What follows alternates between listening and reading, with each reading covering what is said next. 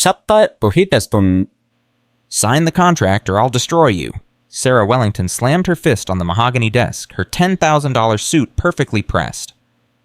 Her heart completely frozen. But tonight, everything changes. A broken engine, a small-town mechanic, and 5 words that will shatter her world. Your money means nothing here. Before you hear how a CEO lost everything to find what truly matters, hit that subscribe button and drop a comment telling me what city you're watching from so I can see how far this story travels. Now let me tell you what really happened that stormy October night. I don't care if your daughter needs surgery, close the factory, or you're fired. Those were the last words Sarah Wellington shouted into her phone before the engine exploded. The Mercedes sputtered, coughed, and died on a dark country road 60 miles outside Chicago. Rain hammered the windshield like bullets. Sarah gripped the steering wheel, her knuckles bone white, her perfectly manicured nails digging crescents into the leather. No, no, no, no. She turned the key. Nothing. Again. Dead silence except for the storm. The dashboard lit up like a Vegas slot machine, every warning light screaming at once. Sarah grabbed her phone. No signal. She threw it onto the passenger seat hard enough to crack the screen. Perfect. Just perfect. Outside, the storm raged like it had a personal vendetta. Inside, something worse was brewing. Sarah Wellington, CEO of Wellington Industries, worth $847 million, had exactly 3 hours and 42 minutes to get back to Chicago for the most important board meeting of her career. Richard Henderson, that snake of a VP, was staging a coup. She had the votes to crush him like the insect he was, but only if she showed up. She stared at the road ahead. Empty. The road behind. Nothing but darkness, cornfields, and rain that seemed determined to drown the entire Midwest. I am not losing my company because of a stupid car. Sarah kicked off her Louboutin heels, grabbed her Hermès bag worth more than most people's monthly salary, and stepped out into hell. The rain slapped her face like an angry ex. Within 10 seconds, her $3,000 Armani suit was plastered to her body.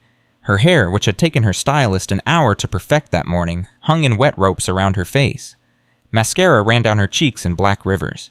She started walking her bare feet on the wet asphalt, cursing every step. 15 minutes felt like 15 hours. Her feet were bleeding, her lungs burned. Then she saw salvation. A small building barely more than a glorified shed with a hand-painted sign swinging in the wind, Morrison's Auto Repair. One flickering bulb hung over the entrance like a lighthouse in the storm. Sarah practically fell through the door. We're closed.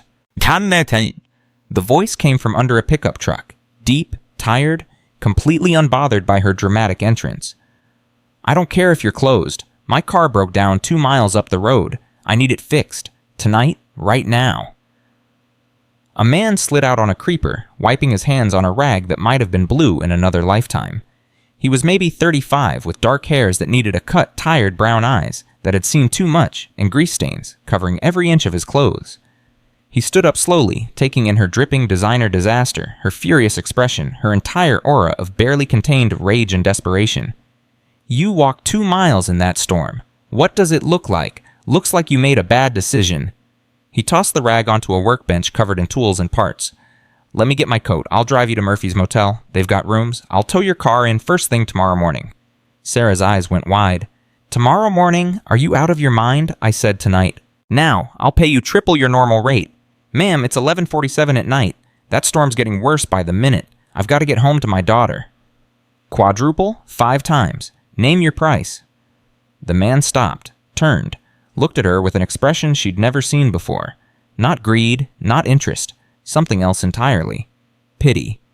I'll pay you $10,000 cash, right now.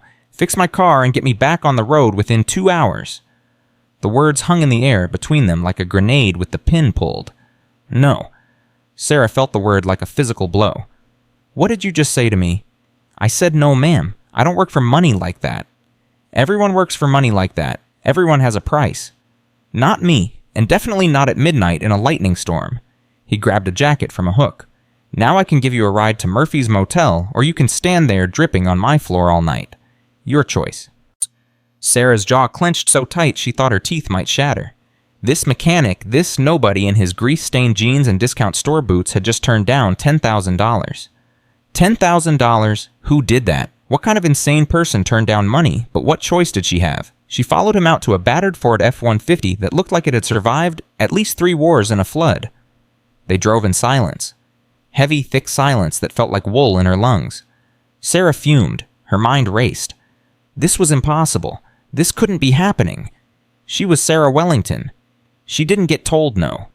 She didn't get stranded in the middle of nowhere by mechanics who thought they were too good for money. "What's your name?" she finally asked, her voice sharp enough to cut glass. "Jake Morrison." "Well, Jake Morrison, you just made the biggest mistake of your life. I could buy this entire town.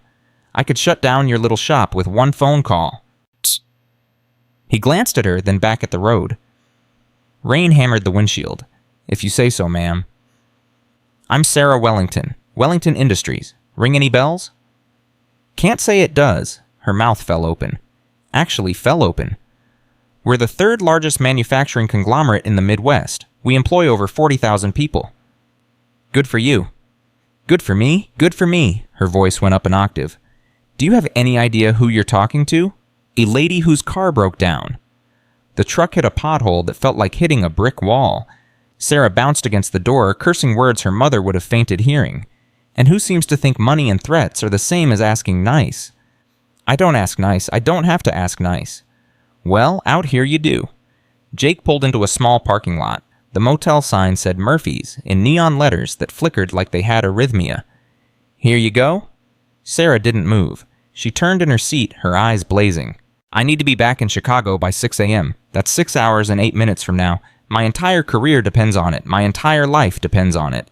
So I'm going to ask you one more time. Name your price." "Already did? Answer's still no?" "Why?" Jake's face softened just a fraction. "Because I promised my 5-year-old daughter I'd read her a bedtime story tonight. I'm already 3 hours late. She's probably crying herself to sleep right now thinking I forgot about her, and because working on a car in the middle of a lightning storm is a great way to get myself electrocuted and leave Emma without any parent at all, and because honestly, lady money isn't everything. Money is everything." "Is it?" Jake turned to face her fully. "You can throw around 10 grand like it's pocket change. You've got designer clothes and a Mercedes and probably a mansion somewhere, but you look like the most miserable person I've seen in a long time. So maybe your everything isn't worth as much as you think." Sarah felt something crack inside her chest. Not break, just crack, like ice in spring. She shoved open the truck door. "You know what? Forget it. I'll call a tow service from Chicago, a real professional who understands the value of money and customer service. Good luck getting signal out here. Tower went down about a year ago. They keep promising to fix it. Haven't yet." She slammed the door so hard the whole truck shook and stalked toward the motel office. Behind her, Jake's truck pulled away, red taillights disappearing into the storm like the last hope leaving her life. The motel office smelled like old coffee and defeated dreams. A woman in her 60s sat behind the counter watching a TV that looked older than Sarah. "Need a room, honey?" "Yes, your best room. I don't care what it costs." The woman smiled sadly. "They're all the same, dear. $45 a night." $45. Sarah spent more than that on coffee most mornings. Fine, whatever. The woman handed her an actual metal key, not a key card, an actual key. "Room 7, down at the end. Bathroom's clean, sheets are fresh, continental breakfast starts at 6. Sarah took the key and walked to room 7. She unlocked the door and stepped into exactly what she expected. Worn carpet that might have been beige once, a bed that sagged in the middle like a hammock, a TV from the 1990s, wallpaper with faded flowers, the smell of air freshener trying desperately to cover the smell of time. She sat on the edge of the bed and tried her phone again. Still no signal. She tried her laptop. No Wi-Fi. The motel apparently existed in some kind of technology dead zone. For the first time in 15 years, Sarah Wellington was completely cut off from her empire. She couldn't work, couldn't make calls, couldn't send emails, couldn't control anything. She was trapped, alone, powerless. She looked at her reflection in the bathroom mirror. Mascara streaked down her face in black rivers. Her hair hung in tangles like seaweed. Her suit was ruined beyond saving. She looked like a drowned rat in designer labels. And then something broke. Not cracked. Broke. Sarah Wellington started to cry. Not delicate tears. Not CEO tears where you dab your eyes and reapply makeup. Real ugly gasping sobs that came from somewhere deep inside that she'd locked away when she was 23 years old and her father told her that emotions were weakness and weakness was death in business. She cried for 20 minutes. Maybe 30. Time meant nothing. She cried for the board meeting she was missing. For the company she was losing. for the life she'd built that suddenly felt like a prison made of money and loneliness. She cried until there was nothing left. Then she took a shower so hot it burned her skin red, wrapped herself in the motel's thin towel, and fell asleep on top of the covers, too exhausted even to pull them back. She dreamed of being 23 again, of the moment she chose the company over her younger sister's wedding, of her father's approval and her sister's tears, of every choice that had led her to this motel room in the middle of nowhere. Pounding on the door yanked her from sleep. "Mrs. Wellington, ma'am, you in there?" Sarah shot up, disoriented, her heart hammering. Sunlight streamed through the thin curtains like an accusation. She grabbed her phone. 7:47 a.m. The board meeting had started at 6:00 a.m. She'd missed it. Richard Henderson had won. Wellington Industries, the company her grandfather built in 1952, the company her father expanded into an empire, the company she'd sacrificed everything for, was no longer hers. She should feel devastated, destroyed. Instead, she felt nothing. Just empty, hollow. Like someone had scooped out her insides and left nothing but a shell in an expensive suit. She threw open the door. Jake Morrison stood there holding a paper bag and 2 coffee cups. His hair was wet like he'd just showered. He'd changed into clean jeans and a flannel shirt. He looked tired but alert. "Figured you'd be hungry, also figured you'd be furious." "Furious?" Sarah's voice came out flat. "Dead. Try destroyed. I just lost my company because of you." Jake's expression shifted. Not guilt. Something else. "Because of me, I offered you a safe place to sleep and food. That's more than most strangers would do. You refused to fix my car. At midnight in a lightning storm. Yeah, I did, and I'd do it again because I'm not dying for your convenience. My convenience, my convenience." Her voice cracked like a whip. "That was my entire life, my grandfather's legacy, 40,000 employees who depended on me, and now it's gone because some small-town mechanic has principles." Jake's jaw tightened. He set the coffee cups on the railing. "You know what? You're right. I should have risked electrocution, should have abandoned my terrified 5-year-old, should have put your money ahead of my life and my daughter's well-being. That would have been the right thing to do." His words hit her like slaps. Sarah closed her eye, breathed, opened them. "I'm sorry. That was unfair. You're right. You did what any decent person would do. I'm just..." She stopped. "I don't even know what I am anymore." Jake's expression softened. He picked up one of the coffees and held it out. "It's probably cold by now, but it's better than nothing." Sarah took it, drank. It was terrible. Gas station coffee that tasted like it had been brewing since yesterday. And it was the best thing she'd tasted in months because it was real and honest and exactly what it claimed to be. "Your car's at my shop," Jake said quietly. "Transmission's completely shot. I can fix it, but I need to order parts. 3 days minimum, maybe 4. 4 days. Sweet. Sarah laughed, but there was no humor in it. Just exhaustion. "Doesn't matter now. I've got nowhere to be. There's a bus on Fridays, goes to Chicago. That's 3 days away." "Yep." "Is there a car rental?" "Nearest one's about 90 miles east in Hammond." "Can you drive me there?" Jake looked uncomfortable. "I could, but I've got Mrs. Henderson's car that's been waiting for 2 weeks, and old Mr. Patterson's truck that died Monday, and..." "Forget it." Sarah waved her hand. "I'm sorry. I keep forgetting the world doesn't revolve around me." She took another sip of terrible coffee. "What about a taxi or Uber?" "We don't have those out here." "Then how do people get around?" "We drive. Or we ask neighbors. Or we walk. Or sometimes we just stay put because there's nowhere else we need to be." Jake pulled out the paper bag. "Murphy's wife made these. Blueberry muffins. Still warm." Sarah took the bag. Inside were 2 enormous muffins that smelled like heaven. She bit into one. It was perfect. Sweet moist with just enough berries. The kind of thing her personal chef would never make because it had too many carbs and too much sugar. "Thank you," she said quietly, "for this, for last night, for not letting me do something stupid and dangerous." Jake nodded. "You're welcome, and I'm sorry about your company. I mean that." You didn't seem too impressed by it last night." "I wasn't impressed by your money or your threats. Doesn't mean I wanted you to lose everything." He leaned against the railing. "What happened?" Sarah sat down on the step. The morning sun felt warm on her face. "Richard Henderson, my VP, he's been planning this for months, whispering to board members, making alliances, waiting for the perfect moment. I knew it was coming. I had the votes to stop him, but I had to be there, in person, corporate bylaws, and I wasn't, so they voted me out. Just got the email 20 minutes ago from my assistant. 3 lines. تذكري إن مريض. The board has decided to go in a new direction. Your employment is terminated effective immediately. Security will pack your office. That's cold. That's business. I've done the same thing to dozens of people. Hundreds, probably. Called them into my office, told them they were done, had security escort them out. Never thought about how it felt. Until now. They sat in silence for a moment. A car drove past slowly, the driver waving. Jake waved back. Does everyone here know everyone? Sarah asked. Pretty much. Town's only got about 800 people. Hard to be a stranger. Sounds suffocating. Sounds like family. Sarah thought about that. Family. When was the last time she'd talked to her family? Her sister had stopped calling 3 years ago after Sarah missed her daughter's baptism for a merger. Her mother sent Christmas cards with increasingly shorter messages. Her brother had told her 5 years ago that she was dead to him after she'd bought out his failing business and liquidated it for parts. She'd burned every bridge, sacrificed every relationship, and for what A company she'd just lost anyway. I need to make some calls, she said, standing up. Find out the damage, see what I can salvage. Signal's spotty, but sometimes you can get a bar or two up on Miller's Hill, about a half-mile north. Can't miss it. Thanks.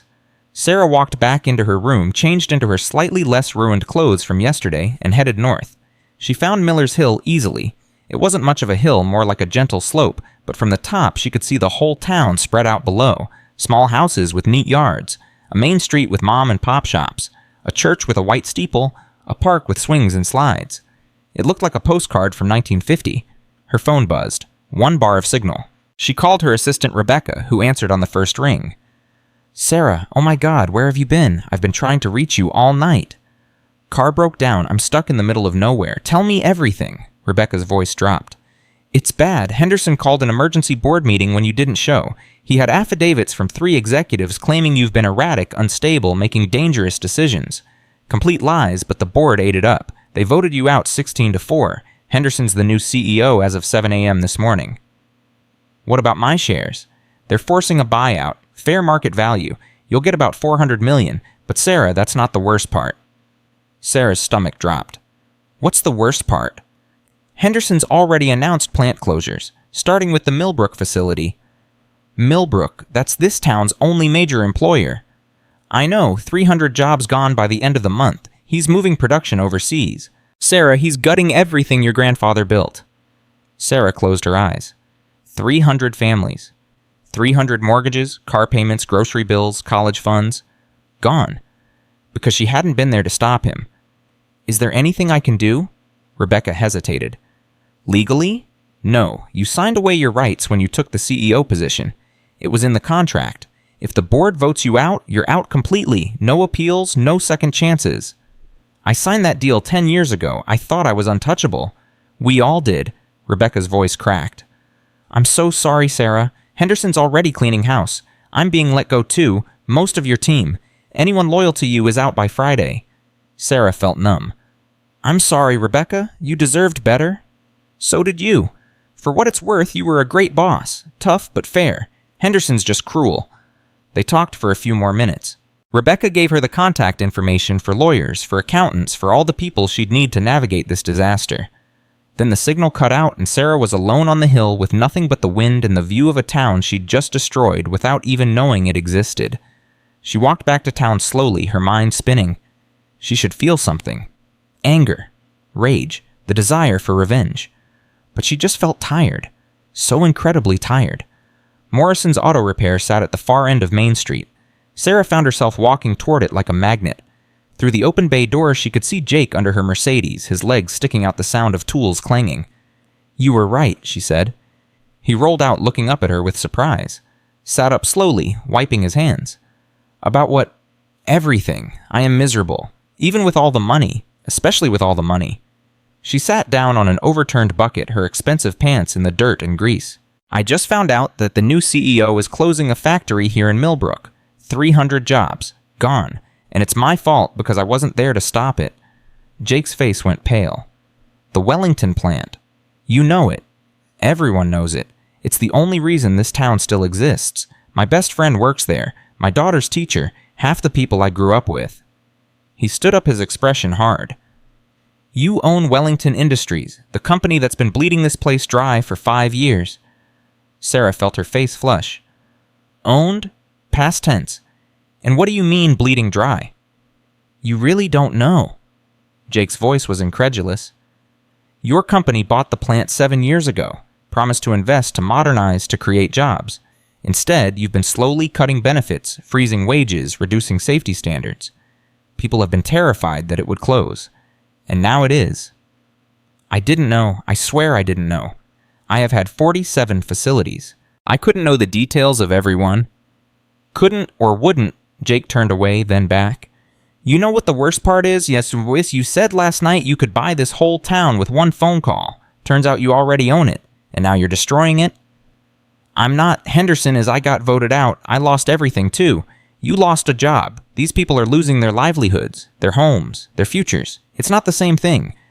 Sarah stood up, her voice rising. You think I wanted this? You think I wanted to turn into my father, into the kind of person who destroys communities for profit margins? I don't know what you wanted, but I know what you did. The words hung in the air like a death sentence. A small voice broke the tension. Daddy? They both turned. A little girl stood in the doorway to the office. Maybe 5 years old, with dark curls and pigtails, wearing a princess dress that was covered in marker stains and carried a stuffed rabbit missing one eye and most of its fur. Hey, baby girl, I thought you were with Mrs. Chen. She had to go to her doctor appointment. She said to come find you. The girl noticed Sarah, and her entire face lit up like Christmas morning. Hi, you're the pretty lady with the fancy car. Sarah felt her throat close up.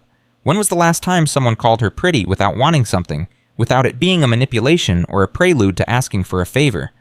This is Emma, Jake said, his entire demeanor changing when he looked at his daughter. His voice went soft, protective, full of love so pure it hurt to witness. Emma, this is Mrs. Wellington. You can call me Sarah. Emma walked over without hesitation or fear, standing right in front of Sarah with complete trust. Are you a princess? You look like a princess, even with your sad face. Emma, Jake warned. It's okay. Sarah knelt down to Emma's level, ignoring the grease on her knees. I'm not a princess. I'm just a woman whose car broke down at exactly the wrong time. My daddy can fix anything. He's the best mechanic in the whole entire world. He fixed Mayor Patterson's truck when everyone said it was impossible, and he fixed Mrs. Henderson's car when she didn't have any money, and he didn't even make her pay, and he reads me stories every single night no matter how tired he is, even when he falls asleep in the middle and I have to wake him up to finish. Sarah looked up at Jake.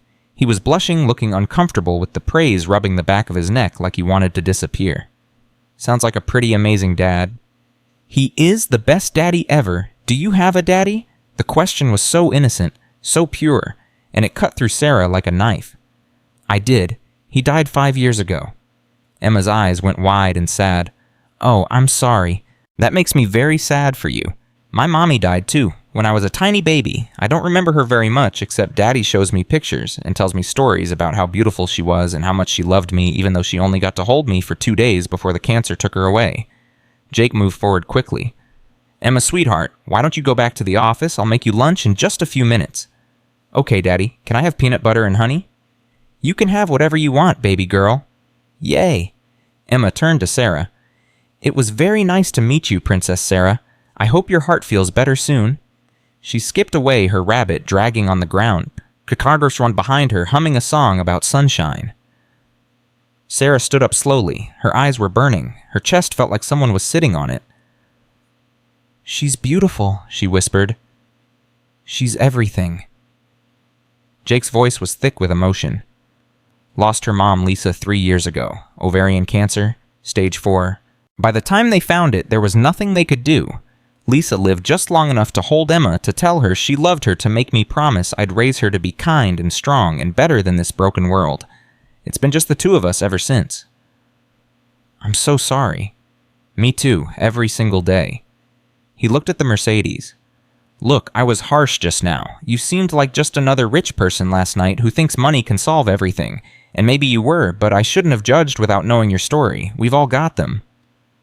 No, you were right. I have become exactly the person I swore I'd never be. My father, she stopped, started again. My father was ruthless. He taught me that business was war, that showing weakness meant death, that the only thing that mattered was winning. I watched him ruin families.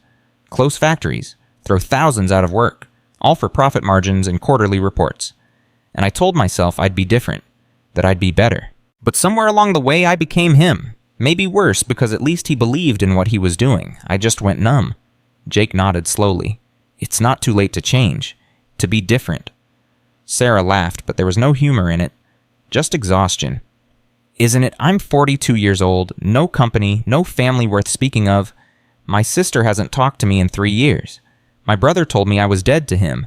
My mother sends Christmas cards with one sentence, "Hope you're well." That's it. That's my family, and I did it to myself. Every choice, every sacrifice, and for what a company I don't even have anymore. You have $400 million coming according to what I overheard you say on the phone. Blood money from a company that's about to destroy this town. So stop it. I can't. I signed away my rights. I'm out completely. You have $400 million. Jake's eyes were intense. Buy the plant from Henderson. Run it yourself. Make it what it should have been all along. Sarah stared at him. That's insane. Is it the first sane thing you've thought about doing in years? Before she could answer, her phone buzzed. She looked at the screen. Rebecca. Sarah, don't hang up. Just listen. Henderson's selling assets fast. Everything he can liquidate. The Millbrook plant is on the block for $80 million. He's already got overseas buyers interested. If you want it, you need to move now. Today. Sarah's mind raced. $80 million for a plant worth at least $200 million fully operational. Henderson was selling it for parts. Can I do that legally? Yes, you're not blocked from buying company assets, just from being CEO or sitting on the board. But Sarah, $80 million for a facility that size in this market, you'd need to move fast. I'm talking hours, not days. Set it up. Offer $90 million all cash close by Friday. Sarah, are you sure? For the first time in 5 years, yes. I'm absolutely sure. She hung up and looked at Jake. He was watching her with an expression she couldn't quite read. I just bought the plant. Or I'm trying to. If it works, those 300 jobs stay. But I'll need help. I don't know anything about running a facility this size on my own. I've always had layers of management assistants in entire departments. And I definitely don't know this community. So learn. Will you help me? Will this town even give me a chance after what Wellington Industries has done? Jake was quiet for a long moment. Then he smiled. Not a big smile, just a small one. But it was real. Yeah, we'll give you a chance. Everyone deserves a second chance. Even former CEOs who threatened to buy whole towns. Sarah felt something in her chest. Not quite hope. Not yet, but maybe the possibility of hope. Thank you. Don't thank me yet. You haven't met the town council. They're going to eat you alive. I've faced down hostile boards of directors. I think I can handle a town council. Jake laughed. You have no idea what you're in for. From the office, Emma's voice called out, Daddy, I'm hungry, and Mr. Buttons is hungry too. Mr. Buttons is her rabbit, Jake explained, and he's always hungry according to Emma. He looked at Sarah. You want to stay for lunch? Nothing fancy, just sandwiches, but you're welcome. Sarah hadn't had a sandwich made by someone else in probably 10 years. Every meal was catered, delivered, or prepared by a personal chef. I'd like that, thank you. They walked into the small office. It was cluttered with parts catalogs, invoices, and scattered toys. Emma sat at a desk with crayons and paper, drawing something with intense concentration. What are you making, baby girl? Jake asked. A picture of Princess Sarah. See, that's her fancy car, and that's her crown, and that's her sad smile that needs to turn happy. Sarah looked at the drawing. It was stick figures and wobbly lines, but Emma had somehow captured something essential. A tall figure in a blue dress with a small smile that didn't reach the eyes, and next to her a smaller figure holding her hand. Emma had written in careful letters, Daddy says everyone needs a friend. It's beautiful, Sarah said, her voice cracking. Can I keep it? Emma's face lit up. Really? You really want it? I really do. It's the nicest thing anyone's given me in a long time. Emma carefully tore the page from her coloring book and handed it over like she was presenting a treasure. Sarah took it like it was made of gold. Jake made sandwiches, peanut butter and honey for Emma, ham and cheese for himself and Sarah. They ate sitting on mismatched chairs in the cluttered office while Emma told them elaborate stories about Mr. Button's adventures in the kingdom under her bed. And for the first time in longer than she could remember, Sarah Wellington felt something she'd forgotten existed. Peace. The sandwich tasted better than any five-star meal Sarah had eaten in the past decade. Maybe it was the honey. Maybe it was Emma's laughter filling the small office. Maybe it was the fact that for the first time in years she wasn't eating alone. Her phone buzzed. Rebecca. It's done. Henderson accepted $92 million. He countered and you agreed through your lawyer. Papers are being drawn up now. You close Friday at noon. Sarah, you just bought a manufacturing plant in a town you've been stuck in for less than 24 hours. Please tell me you know what you're doing. I have absolutely no idea what I'm doing. That's what I was afraid of. Sarah hung up and looked at Jake. I own a factory. What do I do with a factory? You run it, you hire people, you make things. You try not to destroy the local economy. He was smiling, but there was an edge to it. What does the plant even make? Agricultural equipment parts, specifically tractor components and irrigation system pieces. I supplied 7 major manufacturers across the Midwest. Sarah pulled up files on her phone. According to last quarter's reports, the Millbrook facility was actually profitable. Henderson's shutting it down purely for short-term gains and overseas labor savings. So keep it open. Keep it profitable. It's not that simple. I'll need a management team, quality control, supply chain logistics, marketing, sales, and I'll need to do it all in... She checked her watch. 73 hours before the current staff gets termination notices. Jake wiped peanut butter off Emma's face. You're going to need to talk to the workers, today, before rumors spread and people panic. I can't just show up at the plant. I don't even know where it is. Everyone knows where it is. It's the biggest building in town. And yes, you can just show up. That's how things work here. You don't schedule meetings 6 weeks out. You walk in and talk to people like they're human beings. Sarah felt her stomach twist. She'd given presentations to thousands of people, faced down hostile shareholders, negotiated billion-dollar deals, but walking into a factory and talking to workers whose jobs she'd nearly destroyed terrified her in a way nothing else had. Will you come with me? Jake looked surprised. Why would you want me there? Because they'll trust you. Because you're one of them. Because I have no idea what I'm doing and I need someone who does. I fix cars. I don't run factories. But you know these people. You know this town. Please. Jake looked at Emma, who was coloring again, completely absorbed in her art. Emma baby Miss Murphy said she'd watch you this afternoon if I had to work late. How do you feel about going to her place for a few hours? Can I bring Mr. Buttons? Of course. And can we have cookies? I'm sure Miss Murphy has cookies. Then yes. Emma jumped up and twirled her dress, spinning.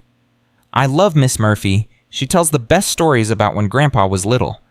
20 minutes later, Emma was safely deposited with a kind-faced woman in her 70s who hugged Sarah like they were old friends, and Sarah and Jake were driving toward the plant in his battered truck. Miss Murphy knew your grandfather, Sarah asked. Everyone did. He built this plant in 1962, gave jobs to half the town. People loved him. When your father took over in the 80s, things changed. Got colder, more corporate, but people still respected the Wellington name, until recently. What changed recently? Your father died and you took over. No offense, but you had a reputation. The Ice Queen of Chicago, the woman who closed 12 facilities in 2 years and laid off 8,000 people without blinking. Sarah felt each word like a punch. I didn't know. I mean, I knew the numbers, but I never thought about the people behind them. That's the problem. You thought about numbers. We're not numbers. They pulled up to a massive building that dominated the landscape. Red brick, probably 70 years old, with Wellington Manufacturing in faded letters across the front. The parking lot was full. First shift would end in an hour. Ready? Jake asked. No, but let's do it anyway. They walked through the main entrance. A security guard looked up. Recognition flashing across his face. Mr. Morrison, what brings you here? Need to talk to Tom Reynolds. He around. Probably in his office. You know the way. They walked through corridors that smelled like machine oil and murred metal. Workers passed them, some nodding to Jake, most looking at Sarah with suspicion or outright hostility. She didn't blame them. Tom Reynolds turned out to be a man in his late 50s with gray hair, tired eyes, and the weathered face of someone who'd spent decades dealing with corporate decisions made by people who'd never set foot in his facility. Jake, didn't expect to see you here. His eyes shifted to Sarah. And you are Sarah Wellington. The room temperature dropped about 20 degrees. Tom's face went hard. You've got some nerve showing up here the day before we get our termination notices. That's why I'm here. You're not getting termination notices. Excuse me, I bought the plant this morning from Richard Henderson for $92 million. The closure is canceled. Everyone keeps their jobs. We reopen Monday morning. Tom stared at her like she'd started speaking ancient Greek. You bought the plant? You, Sarah Wellington, the ice queen who's been systematically destroying everything your grandfather built? Yes, that's Sarah Wellington. And you're right. I have been destroying it, but I'm trying to change that. Why, guilty conscience, want to feel good about yourself before you sell it to someone else who'll actually shut us down? Sarah took a breath. Because Jake Morrison fixed my car while he's fixing it, and his daughter drew me a picture, and I realized I've spent 20 years becoming someone I hate. Because I'm tired of being the villain. Because 300 families deserve better than corporate vultures like Richard Henderson. Take your pick. Tom looked at Jake. You vouch for her. Jake hesitated. Sarah's heart sank. Then he nodded slowly. Yeah, I think she means it. I think she's actually trying. Trying isn't the same as succeeding. I know, Sarah said, but I'm here. I'm asking for a chance, and I'm asking for help. I need to talk to the workers, all of them, today, before the rumors start and people panic. Tom rubbed his face. Shift ends at 4. I can get everyone in the main assembly area by 4:15. You'll have maybe 20 minutes before people start leaving. That's all I need. At 4:15 exactly, Sarah stood on a small platform in the middle of the assembly area. 300 faces stared at her with expressions ranging from curiosity to barely concealed rage. She'd face shareholders, board members, executives who'd wanted her head on a platter. None of them had scared her like this. My name is Sarah Wellington, she started, her voice echoing in the huge space. Some of you might know that name. My grandfather built this plant. My father expanded it, and I nearly destroyed it. Murmurs rippled through the crowd. Someone shouted, Nearly you did destroy it. You're right, I did. Richard Henderson was executing my policies, my cost-cutting measures, my prioritization of profit over people, and I'm here to tell you that was wrong. I was wrong. So what? A woman called out. You had an epiphany. You found Jesus. You expect us to throw a parade? No, I expect you to be angry. I expect you to not trust me. I expect you to think this is another corporate trick. Sarah's voice grew stronger. But here's what I'm offering. I bought this plant today. $92 million, all cash, closed Friday. The termination notices Richard Henderson was planning, they're canceled. Your jobs are safe. Your benefits are restored to what they were 5 years ago before the cuts started. And I'm moving my primary residence to Millbrook. I'm going to be here, every day, learning this business from the ground up, learning from you. The murmurs grew louder. Tom Reynolds stepped forward. She's telling the truth about buying the plant. I verified it with Henderson's office. Papers are real. A man in his 40s pushed to the front. Why should we believe anything you say? Wellington Industries has been lying to us for 5 years, promising improvements that never came, promising investments that never happened. Why is this any different? Because I'm not Wellington Industries anymore. They fired me, voted me out, took everything. And you know what, good? I deserved it. But this plant, you the people here, you don't deserve what they were planning to do to you. Sarah's voice cracked. I can't promise I'll be perfect. I can't promise I won't make mistakes. But I promise I'll be here. I'll listen. I'll try. And I'll treat you like human beings, not line items on a spreadsheet. Silence. Then a woman in her 60s stepped forward. I'm Martha Henderson. I've worked here for 38 years, seen 3 CEOs come and go. Your grandfather was a good man. Your father was hard but fair. You've been absent, invisible, making decisions from Chicago without ever visiting, without ever seeing our faces or learning our names. Why should we believe you've changed? Because 24 hours ago, my car broke down 2 miles outside your town. I walked through a storm. I screamed at Jake Morrison. I offered him $10,000 to fix my car immediately. And he said no. He actually said no to money, and that broke something in me. Made me realize that for 20 years I've believed money was the only thing that mattered. And I was wrong? Martha studied her. Jake, you believe her? Jake nodded. I think she's genuine. Scared out of her mind, but genuine. Then I'll give her a chance, one chance, but you screw us over, Miss Wellington, and you'll wish you'd stayed in Chicago. Fair enough. One by one, people began to leave. Some shook Sarah's hand. Most just walked away. But nobody threw anything at her, and nobody made serious threats, so Sarah counted it as a win. Tom Reynolds approached after the crowd dispersed. That took guts. Stupid guts, but guts. Thank you. You meant what you said about learning the business? Yes? Then be here Monday morning at 6 a.m. Wear clothes you don't mind ruining. You're going to spend a week on the floor learning what we actually do here. I'll be here. Jake drove her back to the motel as the sun set. Neither of them spoke for a long time. Thank you, Sarah finally said, for vouching for me. You didn't have to do that. No, but Emma would be disappointed if I didn't try to help someone who was genuinely trying to change. She's a good kid. She's the best thing I've ever done with my life. Jake pulled into the motel parking lot. Rebecca called while you were talking. Your buyout money is being wired to your account tomorrow. Also, Henderson is threatening to sue you for interference. Let him try. I bought company assets at fair market value. He has no case. He's also telling people you're going to strip the plant and sell it for parts. Sarah laughed darkly. Of course he is. Classic Henderson. Can't stand losing. Are you going to strip it? She looked at him, really looked at him. This man who'd refused her money, who'd shown her kindness, when she'd shown him nothing but arrogance, who'd vouched for her in front of 300 skeptical workers. No, I'm going to run it properly, like my grandfather would have wanted, like it should have been run all along. Jake smiled. Good, because Emma made me promise to tell you that princesses always keep their promises. Smart kid? The smartest. Sarah climbed out of the truck. Jake, one more thing. Why did you vouch for me, really? He was quiet for a moment. Because Emma needs to believe people can change, that bad people can become good, that the world isn't just dark and cruel. She's 5. She still has hope. And I want her to keep it as long as possible, even if that means giving you a second chance. I won't let her down, or you. See that you don't. He drove away and Sarah stood in the parking lot watching the taillights disappear. Then she went to her room, sat on the sagging bed, and pulled out Emma's drawing, a stick figure princess with a sad smile that needed to turn happy. She taped it to the wall next to the bed. Her phone rang, a number she didn't recognize. Hello, Mo. Sarah Wellington. The voice was male, older, with a southern accent. Yes? This is Gerald McCormick. I sit on the board of Wellington Industries, or I did before Henderson's coup. I remember you. You voted against my removal? That I did. And I'm calling to tell you that Henderson is already making moves to bury you.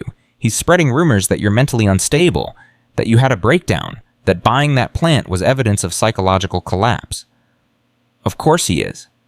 There's more. He's contacting your suppliers, telling them you're unreliable. That orders placed with Millbrook won't be fulfilled. He's trying to strangle your business before you even start. Sarah felt rage bubble up, then something else. Determination. Let him try. I've got $400 million, a facility full of skilled workers who want to prove themselves and nothing left to lose. Henderson just made the biggest mistake of his life. That's the spirit. Listen, Sarah, I've been in this business for 40 years. I know good people when I see them. You made mistakes, big ones, but you're trying to fix them. That counts for something. You need suppliers, you call me. You need introductions, you call me. You need someone to tell Henderson where he can shove his rumors, you definitely call me. Why are you helping me? Because I remember your grandfather. He gave me my first job out of college, treated me like family, and because I'm old and rich and bored and watching you stick it to Henderson sounds more entertaining than golf. Sarah laughed. Actually laughed. Thank you, Gerald. I'll take you up on that. You better. Now get some sleep. You've got a factory to run. She hung up and lay back on the bed. Outside, she could hear crickets, a dog barking in the distance, cars passing slowly, normal sounds, small town sounds, sounds she hadn't heard in 20 years of Chicago penthouses and corporate hotels. Her phone buzzed. A text from an unknown number. This is Tom Reynolds. Martha says you should come to dinner tomorrow night. Her house, 6 p.m. She wants to talk business, and she makes the best pot roast in 3 counties. Fair warning, she'll grill you harder than any board meeting. Address attached. Sarah smiled and typed back. I'll be there. Thank you. Another text. This one from Jake. Emma wants to know if you still have her drawing. She's worried Mr. Buttons didn't look handsome enough. Sarah took a photo of the drawing taped to her wall and sent it. Tell her it's perfect, and Mr. Buttons is very handsome. 3 dots appeared. Then, she's squealing and jumping on the couch. Thanks for making her day. She made mine. Good night, Jake. Good night, Sarah. Sarah set her phone down and stared at the ceiling. 24 hours ago, she'd been a CEO worth nearly $1 billion. Now she was an unemployed former executive sleeping in a $45 motel room in a town she'd never heard of, about to run a factory she knew nothing about, trying to earn the trust of 300 people who had every reason to hate her. And somehow, impossibly, she felt more alive than she had in 20 years. She fell asleep with Emma's drawing watching over her, a stick-figure princess whose sad smile was already starting to look a little bit happier. The next morning, Sarah woke to pounding on her door again. She checked her phone. 6:30 a.m.? She'd slept 11 hours straight. When was the last time she'd done that? Coming! She opened the door. Jake stood there with coffee and another paper bag. And this time Emma was with him, bouncing on her toes with excitement. "We brought you breakfast," Emma announced. "Daddy said you probably don't know where anything is, so we should be your tour guides today." Sarah looked at Jake, who shrugged. "It's Saturday. Shop's closed. Emma had the idea. I just went along with it." "You don't have to. We want to," Emma interrupted, "because you're going to help all the daddies and mommies keep their jobs, and that makes you a hero, and heroes need help sometimes too. That's what Daddy says." How could Sarah argue with that? They spent the morning touring Millbrook. Emma narrated everything with the enthusiasm of a 5-year-old tour guide. "That's Mr. Patterson's hardware store. He's very old but very nice, and he gives me candy sometimes, but only when Daddy says it's okay. And that's the library where Miss Chen works. She reads me stories about princesses and dragons.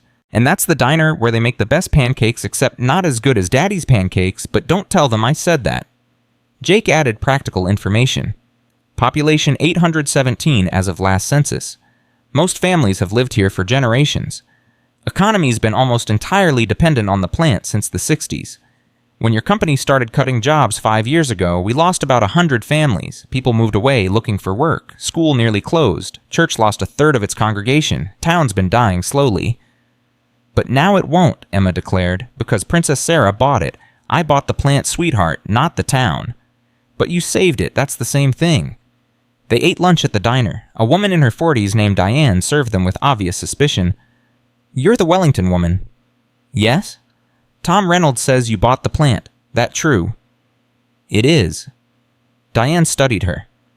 "My husband works third shift, quality control. Been there 18 years. He came home last night actually smiling. First time in months. You break his heart, I'll break your face. Understand?" "Understood." "Good. Special today is meatloaf. It's excellent." They ordered meatloaf. It was excellent. After lunch, Jake took Sarah to the plant. Weekend shift was minimal, but a few maintenance workers were there. Tom Reynolds met them at the entrance. "Spunnel? Didn't expect to see you until Monday. Figured I should start learning now, and I wanted to see the facility without 300 people watching my every move." Tom smiled slightly. "Smart. Come on. I'll show you what we actually do here." For 3 hours, Tom walked Sarah through every department, showed her the machines, explained the processes, introduced her to the weekend crew. Sarah asked a million questions, took notes on her phone, started understanding why her grandfather had loved manufacturing. These weren't just machines. They were livelihoods, careers, families. "Your grandfather used to walk this floor every single day," Tom said as they finished the tour. "Knew everyone's name, asked about their kids, their parents. He cared. I want to be like that. Then be here. That's all we ask. Be present. Be real. Be human." That evening, Sarah arrived at Martha Henderson's house at exactly 6 p.m. The smell of pot roast hit her like a wave of memories she didn't know she had. Her grandmother's kitchen, Sunday dinners, before everything became conference calls and catered food. Martha answered the door. "You're punctual. Good. I hate people who waste time. Come in." The house was small but immaculate. Photos covered every surface. Family, grandchildren, decades of life lived in this town. "My husband Bob is around here somewhere. Bob, come say hello." A man in his 70s appeared from the back. "You must be the Wellington girl." "Sarah, please." "Sarah, then. Martha tells me you're either genuinely trying to change or you're the best con artist she's seen in 60 years. She hasn't decided which yet." "I'm genuinely trying." "Good. Because if you're conning us, I know where Henderson keeps his bodies buried, metaphorically speaking. I'll make sure you join them." They ate dinner around a small table. Martha's pot roast was incredible, and the conversation was brutal. "What makes you think you can run a manufacturing facility?" Martha asked. "You've been a corporate executive. That's not the same thing." "I know. That's why I'm asking for help. I need people who know this business to teach me. And if we teach you and you still fail, then at least I tried. At least I was here. At least I didn't make decisions from 1,000 miles away without seeing the consequences. Bob nodded. Fair enough. Martha, stop interrogating the woman and give her some pie. The pie was apple. Homemade. Perfect. As Sarah was leaving, Martha grabbed her arm. You seem sincere, but talk is cheap. I'll believe you when I see action. When I see you on that factory floor at 6 a.m. Monday morning, like Tom said. When I see you learning names and faces and actually caring about something other than profit margins. You'll see it. I promise. Good, because this town has been hurt enough. We can't take another broken promise. Sarah walked back to the motel under a sky full of stars. More stars than she'd seen in years. In Chicago, light pollution made them invisible. Here they covered the sky like diamonds on black velvet. Her phone rang. Rebecca. The money hit your account. $400 million. Henderson is furious. He's threatening lawsuits, but his lawyers say he doesn't have a case. Sarah, you're free. You could walk away from all of this, buy an island, retire, live on a beach somewhere. Sarah looked up at the stars, thought about Emma's drawing, Jake's kindness, Martha's pot roast, the factory floor that smelled like oil and honest work. No, I'm exactly where I need to be. Then good luck. You're going to need it. Sarah hung up and went to her room. Tomorrow was Sunday. Monday morning she'd start learning how to actually run a factory, how to be present, how to be the person her grandfather had been, how to be someone Emma could call a hero without it being a lie. She fell asleep smiling, the drawing still taped to the wall, the stick figure princess's smile looking just a little bit brighter than before. Sunday morning arrived with church bells. Sarah had forgotten what church bells sounded like. In Chicago, they were drowned out by traffic and sirens and the constant hum of a city that never slept. Here they rang clear and pure across the whole town. She dressed in the only casual clothes she had, jeans and a blouse that cost more than most people's weekly grocery budget, and walked to the small diner for breakfast. The same woman from yesterday, Diane, was working. Coffee. Please, Diane poured, studying Sarah's face. You look tired. Couldn't sleep. Too much thinking. About the plant. About everything. About how I got here. About whether I can actually do this. Diane set down the coffee pot. You want my honest opinion? Always. Nobody thinks you can do it. Nobody thinks a former CEO who wore $1,000 shoes is going to last a week on a factory floor. But you know what? We're all hoping you prove us wrong, because hope is all we've got left. No pressure, then. Diane smiled slightly. None at all. Pancakes. Please. While Sarah ate, people came and went. Each one stared. Some nodded. Most looked away quickly. She was the topic of every conversation, every whispered exchange. The Wellington woman? The CEO who bought the plant? The last hope or the biggest con, depending on who you asked. Her phone rang. A Chicago number she didn't recognize. Sarah Wellington. Ms. Wellington, this is Marcus Chen from the Tribune. I'm doing a story on your departure from Wellington Industries and your purchase of the Millbrook facility. Can I get a statement? Sarah's first instinct was to hang up. Her PR training kicked in all the rules about controlling narratives and managing messages. Then she remembered Martha's words. Talk is cheap. Action matters. I made mistakes as CEO, prioritized profit over people, hurt communities like Millbrook. I'm trying to do better. That's all I've got. That's quite an admission. Are you saying Wellington Industries under your leadership was harmful? I'm saying I was harmful. The company did what I told it to do. The responsibility is mine. And the Millbrook plant, what's your plan? Keep it open. Keep people employed. Learn how to actually run a manufacturing facility instead of just looking at spreadsheets from 1,000 miles away. You're moving to Millbrook. I'm already here. This is home now. She could hear the reporter's surprise. That's a significant life change. Long overdue. Are we done? One more question. Richard Henderson claims you're mentally unstable, that the purchase was made during a breakdown. Your response, Sarah laughed, actually laughed. Richard Henderson is angry that I outplayed him. He sold a profitable asset for below market value out of spite, and I bought it. If recognizing that people matter more than quarterly earnings makes me unstable, then I'm guilty as charged. She hung up. Diane was watching her with something that might have been respect. That's going to be in tomorrow's paper. Good, let people know where I stand. Sarah paid and walked back toward the motel. Jake's truck pulled up beside her. Morning, want to go for a drive? Where to? Somewhere you need to see. Emma waved from the passenger seat. Hi, Princess Sarah, we're going on an adventure. Sarah climbed into the truck. They drove east out of town past farms and fields that stretched to the horizon. After 20 minutes, Jake turned onto a dirt road that led to a cluster of small houses. They were run down, some with boarded windows, yards full of weeds. What is this place? This is where the first 100 families lived, the ones who got laid off 5 years ago when your company started the cuts. Most moved away looking for work. These houses have been empty ever since. Sarah felt sick. I did this. Yes, you did. Jake's voice wasn't cruel, just honest. And now you have a chance to fix it. How? Hire them back, track down the families who left, offer them their jobs back, give them a reason to come home. What if they don't want to come back? Then you tried, but at least give them the option. Emma turned around in her seat. Daddy says everyone deserves a second chance, even people who make big mistakes. You made a big mistake, but you're trying to fix it, so that means you deserve a second chance too. Sarah's throat closed up. Your daughter is the wisest person I've ever met. Jake smiled. She gets it from her mother. They drove back in silence. When they reached the motel, Jake handed Sarah a folder. What's this? List of the 100 employees who were let go. Names, last known addresses, phone numbers. Tom Reynolds put it together last night. He figured you'd want it. Sarah opened the folder. 100 names.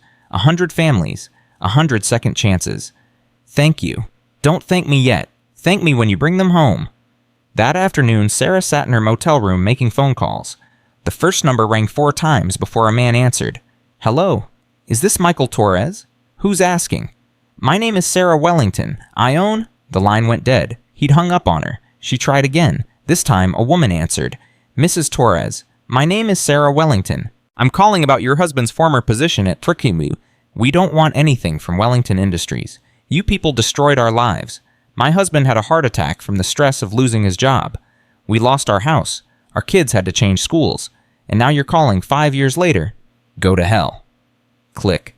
Sarah tried 10 more numbers. 7 hung up immediately. 2 cursed her out. One man listened for 30 seconds before saying, I'd rather starve than work for a Wellington again. By the 20th call, Sarah was crying.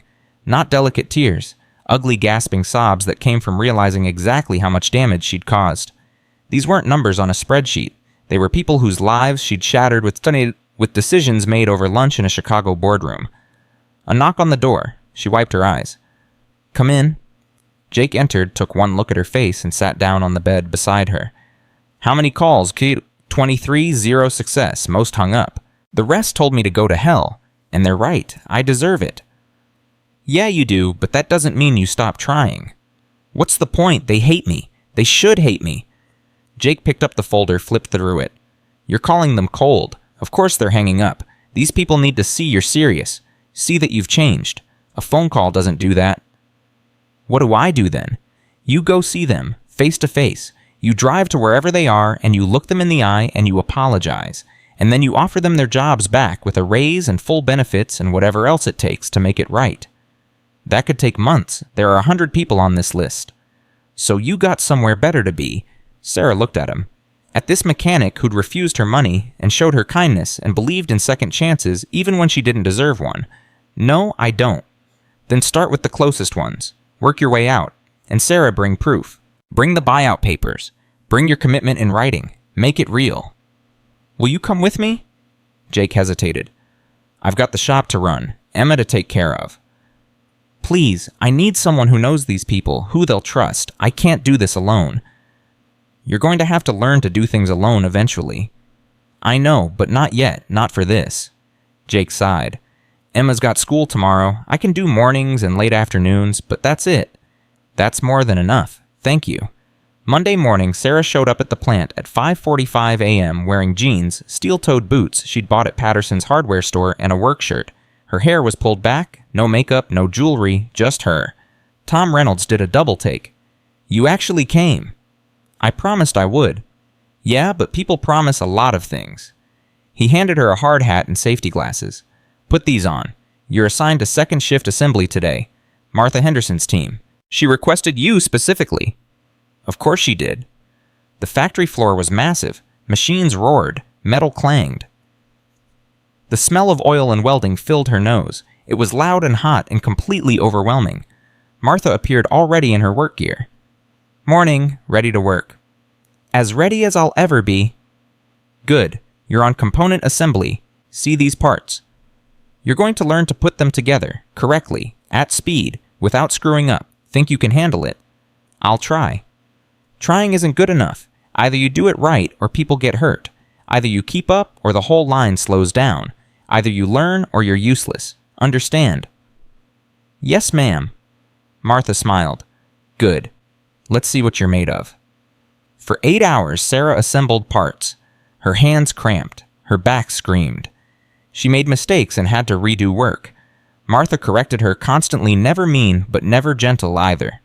By lunch, Sarah's clothes were soaked with sweat, and her fingers were blistered. You're slow, Martha said as they ate in the break room. But you're not quitting. That's something.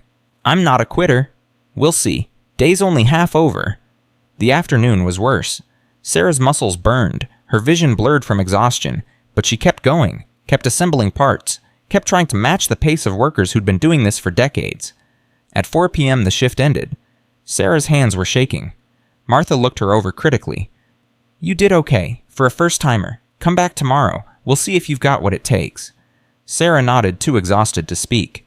Jake was waiting in the parking lot. Rough day. I've run board meetings that lasted 12 hours. This was harder. Because it's real work, physical work, the kind of work your spreadsheets never showed you. I know, and I have 8 hours of it again tomorrow. Good.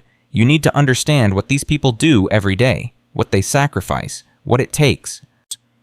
They drove to the first address on the list, a small apartment complex 40 miles south.